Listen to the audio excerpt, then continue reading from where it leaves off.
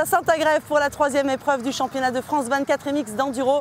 Une particularité ici, organisée par le motoclub des Razmottes. La boucle va être empruntée dans un sens le samedi, dans l'autre le dimanche. Ça va être assez sport pour les pilotes. Ça a été beaucoup d'organisation aussi pour l'équipe de Thibaut Coste-Charrère. Et on va revivre tout de suite ce qui s'est passé sur la première journée. Les catégories élites, juniors, les féminines et les petits jeunes des catégories espoirs.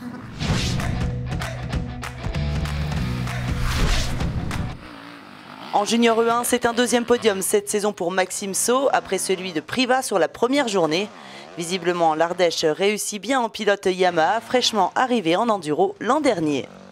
Il compte 35 secondes 9 de retard sur Alexis Beau, qui termine à la deuxième position. Le pilote Atomique était dans le coup, mais a bénéficié surtout de l'abandon d'Antoine Maguin, le leader du championnat junior E1, pour se hisser sur la deuxième marche et marquer de gros points au championnat.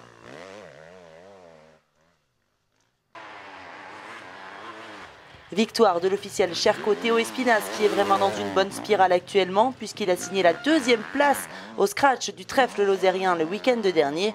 Il reprend la tête du provisoire junior E1.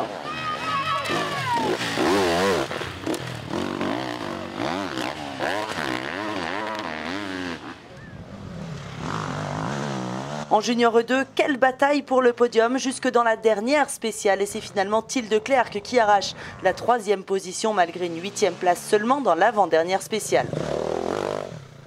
Il termine deuxième mais à des années-lumière du vainqueur. Léo Lequéré a eu un gros souci sur le deuxième passage de la SP3. Pris dans une ornière, son étrier de frein avant a bougé et il se retrouvait sans frein. Du coup, c'était bain de boue dans le virage suivant, n'ayant pu freiner. Toutefois, il marque le pas sur Hugo Blanjou qui était déjà au-dessus du lot. Le pilote KTM France s'impose avec 1 minute 29 d'avance sur Lequéré. Il n'a jamais failli, il a remporté toutes les spéciales de la journée. Fraîchement intégré à l'équipe de France junior pour les prochains ISDE au Chili, Hugo Blanjou semble être un excellent atout chez nos jeunes bleus.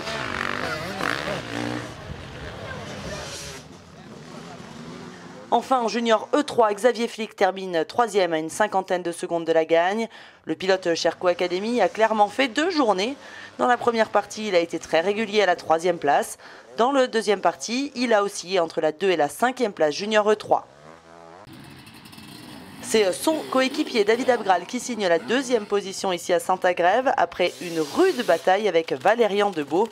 En effet, Abgral a tout d'abord mené la journée avant de s'incliner en fin de premier tour.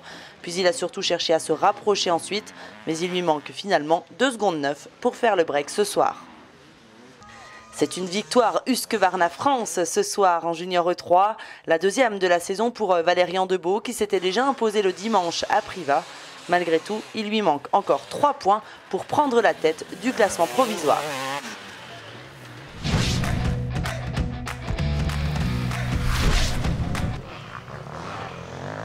En élite E1, 3e place de Thomas Dubost, le jeune pilote KTM n'est qu'à 19 secondes de la gagne ce soir, après une journée solide où il a attaqué par un 2e temps.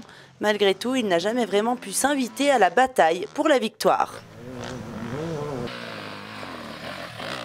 Il est 2e ce soir après avoir mené toute la journée. C'est une fois de plus manqué pour le pilote Husqvarna, mais il s'est bien battu jusqu'au bout. Jérémy Miroir avait le sourire malgré tout ce soir et espère enfin en décrocher une rapidement.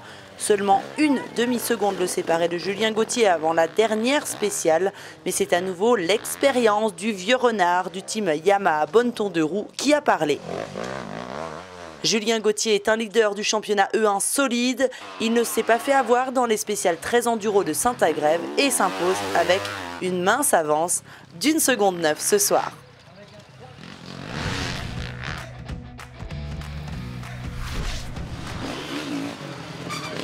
En élite E2, Pierre Vissac a été opportuniste, il signe son premier podium cette saison. La contre-performance d'Antoine Basset l'a bien aidé, mais peu importe, le futur papa de chez Beta est aux côtés des 2 pilotes les plus rapides du jour sur le podium. Loïc Larieux a bien eu du mal à se remettre en selle sur le 4,5 après avoir roulé au trèfle lozérien en 250 cm3. Il a essayé jusqu'au bout d'aller ravir la victoire à Bellino, mais une erreur en toute fin de journée sur la dernière spéciale ne lui a pas permis de gagner. Il laisse le siège de leader du championnat E2 au pilote Honda ORC. C'est une 3e victoire cette saison pour Mathias Bellino après une journée dantesque où il a bien failli prendre 1 minute de pénalité. En voulant changer sa mousse dans le pneu, il a perdu un temps fou car elle avait gonflé. Il a pointé dans 5 minutes, tout juste à 5 secondes du temps réglementaire. Il a craint l'Arieux jusqu'à la fin, mais les deux pilotes ont chuté au même endroit, ce qui a permis au pilote Honda de s'imposer ce soir.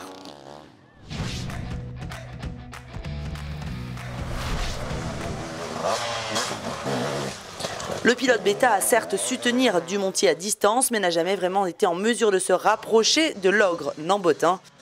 Il a toujours été 2e, sauf sur 2 spéciales dans la journée. Gesselin conforte toutefois sa 2e place au provisoire E3.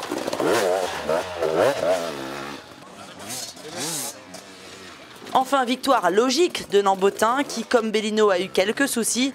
Mais de navigation cette fois, puisqu'elle est partie sur la mauvaise boucle en liaison, se faisant ainsi rattraper par beaucoup de monde. Malgré tout, le Normand est resté calme. Il a continué son bonhomme de chemin pour s'imposer avec 44 secondes d'avance sur Gesselin.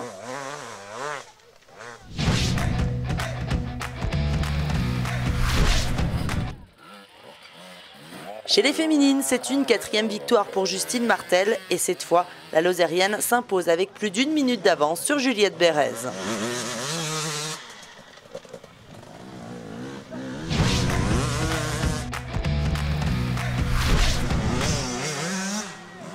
Enfin, chez les petits jeunes, les plaques blanches des espoirs, on ne l'arrête plus.